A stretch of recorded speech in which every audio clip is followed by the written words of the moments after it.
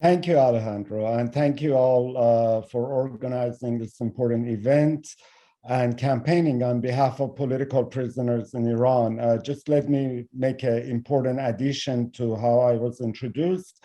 I'm also here on behalf of my organization called Center for Human Rights in Iran. Which I highly recommend if you're interested to follow information and developments in real time about political prisoners and other issues happening in Iran.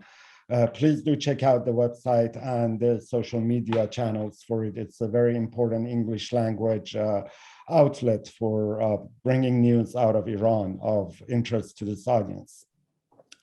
So I want to start by first noting that we all know about Iran's nuclear crisis. We know about Iran's or issues that the international community has with Iran in the region, its foreign policy from Iraq to Lebanon to Yemen. And that is what the international community primarily been focused over the past decade, especially the media. If you try to find out what is happening in Iran, actually the news and coverage and analysis is very thin and infrequent. And that is due to many factors, including the fact that the Iranian government is so repressive that for the past 15 years, it has pretty much pushed out all international correspondents from the country. And the ones who are in the country can only report on non-sensitive issues and will be thrown out of the country if they don't abide by the intelligence pressures that direct them. And scholars and experts also cannot travel to Iran. Indeed, those who did end up in prison, many of them, we've had examples. Many of them have gone to Iran and ended up being imprisoned and used as hostages. So the point I'm getting at is that our understanding of the domestic fabric of Iranian society is fairly limited in the international community. And it's high time for that to change because Iran is changing. Iran is on the verge of what many observers in the country call a historical moment. Many compare it to hanging off of a cliff, that the country has reached a historical moment where there are so many crises threatening the future of the country and the people that a major breakthrough is needed. And indeed, much of the society, which I'm about to talk to you about, the movements, social movements in Iran, seems to be in agreement with that. And that is what has really changed the face of the country over the past decade.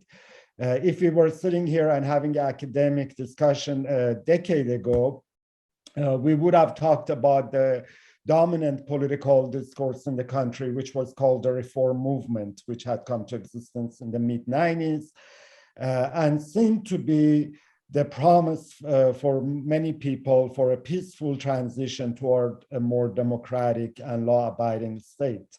Unfortunately, that has not happened. And indeed, there is no more talk of reform in Iran. Nobody believes that the Islamic Republic is reformable. Instead, how the Iranian society is described, it's described as a movement-driven society, meaning that the grievances of many people in many domains, from their workplace to their home, to any social setting, has reached a level that they've come together and launched movements demanding their fundamental rights. We will hear more about these movements from some of the distinguished panelists, but as we speak, on the streets in Iran, there are several of them that are struggling. And this is all relevant to political prisoners because political prisoners represent these movements primarily. Right now, today in Iran, we have many social movements on the street fighting for change, what they call a structural change. It's not quite clear, given the repression and lack of ability to come together to even to discuss the future or form political parties or movements that would really in public challenge the government. Instead, these movements are coming to the street to demonstrate their existence and push for an opening, which should be all of our purpose, to help them to open this door for the people of Iran to stand up to their repressive state and try to change it in a peaceful way. These movements include primarily right now, I just mentioned a few of them. One of the most important one is the National Teachers Association movement right now, where thousands of teachers across the country for more than a year have been demonstrating, not just as a syndicate, not just as an association for their own rights, but they are going well beyond that into the way that the entire education system is repressed and censored and controlled by the authorities, to the wider society, lack of basic freedoms. I mean, what these movements all share, and we should all be promoting, is their fundamental right to freedom of assembly, freedom of association, and freedom of expression.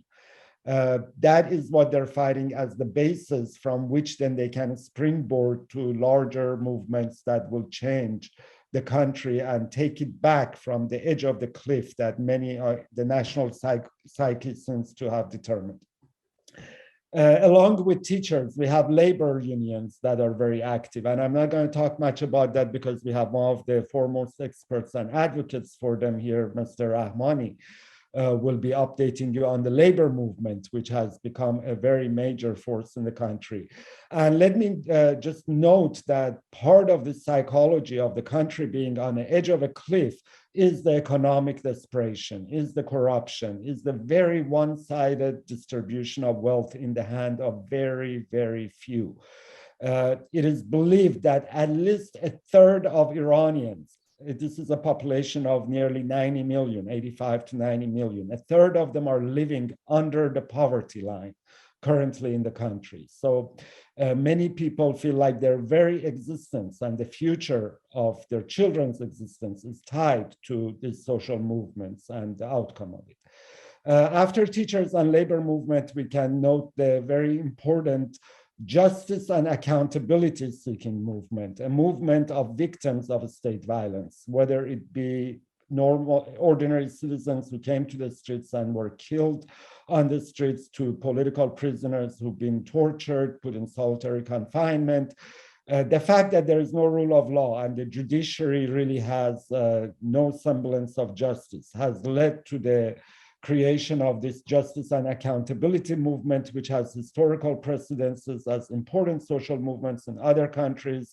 One notable example, very similar, comes to mind is the mothers of victims in Argentina in 1980s of Playa de Sol in Argentina, and similar movements in Latin America. And then along with that, you have writers, poets, students, women's rights activists. All these movements are being driven by the fact that they feel like their entire future is online. And that is what has led to a huge increase in number of political prisoners in Iran, because the authorities believe that if they put away the voices of these movements, they can put them down and put an end to it. But it's become very clear that this is not a leader or individual driven movements. And no matter how many people they put in prison, it does not address the grievances or change the situation. To just mention who are some of the political prisoners who number in thousands, just because we're in an academic setting, I want to especially mention a sociologist and foremost the expert on society in Iran, Dr. Saeed Madani. He is the person who actually has coined the term movement-driven society, defining Iran as a movement-driven. And he was taken into prison a month ago, and we've heard nothing of him.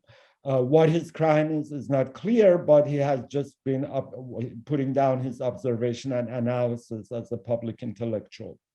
Another important public intellectual whose life is very much in danger, and we should all be concerned about his health and safety, is someone who more than 50 years has been the voice of consciousness in Iranian society and civil society. He is a 73-year-old journalist named Kayvan Samimi. Again, they're taking him to prison, even though his only crime is writing and observing these movements and analyzing how they can go forward. He suffers from heart conditions, and there's also no news of him being exiled to a remote prison. Another person that you may have heard of is Narges Mohammadi, the country's foremost human rights defender, who has been in and out of prison for more than 20 years. And she is another symbol of political prisoners. These are just a few of hundreds of prominent activists who have chosen to put their life online for this struggle. In addition to them, we have thousands of ordinary Iranians who came to protest in the streets over the past 5-6 years, who've been put in prison, and there is really no rule of law. The charges brought against all these political prisoners are vague, and there is no evidence produced. The judges are completely in the pockets of the interrogators. Indeed, many of prisoners have told me that the interrogators tell them that, look, either you confess and do put down on paper and on video what I tell you, or I'll make sure the judge will give you maximum sentence. And that's indeed what we're saying. The draconian sentences ranging 5 to 15 years, 10 years is the average. These are very long prison sentences, not to mention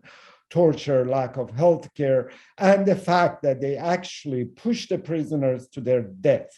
We have more and more political prisoners dying inside prison.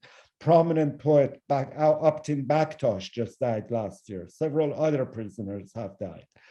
And that all gives the urgency for the international community and all of us to focus on political prisoners in Iran. And I'm grateful to the International Campaign for Political Prisoners to have started their activity. But we can talk more about Q&A, what can be done.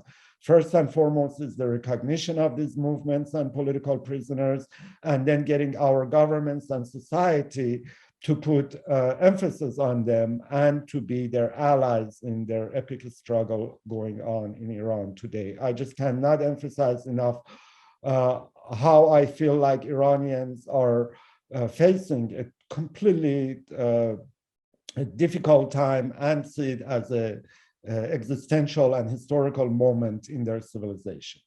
Thank you.